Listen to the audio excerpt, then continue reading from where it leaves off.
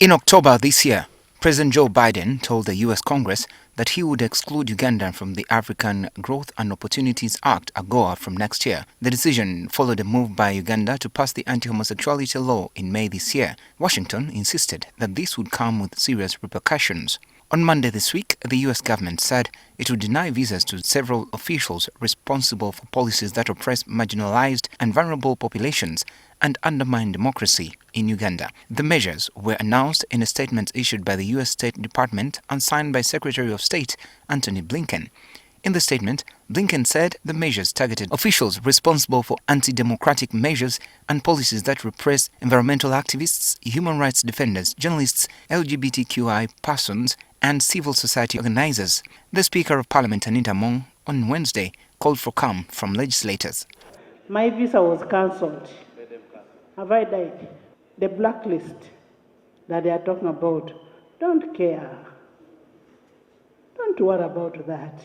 You have all what you need in this country. Last evening, the U.S. Office of Foreign Assets Control confirmed that it had sanctioned Johnson Byabashaija, the Commissioner General of the Uganda Prison Service, for alleged gross human rights abuses targeted at government critics and marginalized groups since 2005. In a statement released, the U.S. said, today, OFAC designated Johnson Byabashaija Commissioner General of the Uganda Prison Service since 2005. During that period, members of the UPS have engaged in torture and other serious human rights abuse against prisoners held within UPS facilities. The latest move has drawn mixed reactions from politicians, with some welcoming the sanctions and others saying they are misplaced. If there are people who violate rights, those should be sanctioned. Not only by telling them don't come to America, because some don't even want to come to America anyway, but by looking for them wherever they are, by even denying aid to violators, violating nations. Now, for those that have been violating rights, I think it is an eye-opener that the world is a global village, that you cannot violate rights and get away with it. Sovereign states have a right to determine who goes to their respective nations. Even Uganda has that right. But the decisions you make depend on the status in which you are and the ability and the energy. America can give sanctions depending on their values and laws. But should that undermine Ugandan values as a country?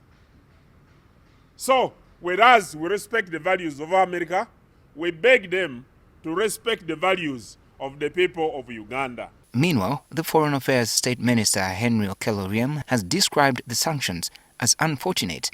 If they are right, I don't condemn them, but they are wrong.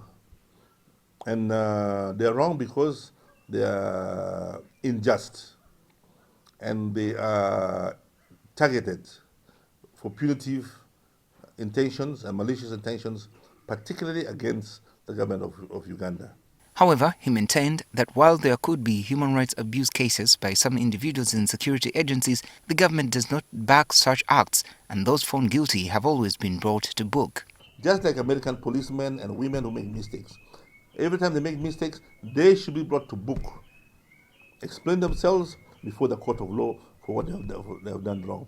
Oriam also spoke about targeting the Commissioner General of Prisons, Johnson Byabashaija. It's very sad and it's very unjust because these prisoners can say anything.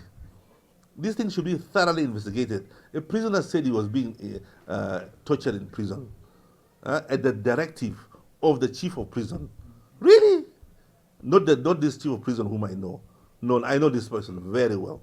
He is a professional individual. They are very fast in not looking inwards to what their officers did in Iraq, what the officers did in Afghanistan, and they're very fast to come here and complain about poor chief of prison of Uganda, who even if he committed any crime, but you cannot, the magnitude cannot be compared to what happened in Iraq. The magnitude cannot be compared to what happened in Afghanistan. When NTV tried to reach out to the Commissioner General on the matter, he declined to comment, noting that he was yet to be notified about the sanctions officially. Benjamin Jumbe, NTV Weekend Edition.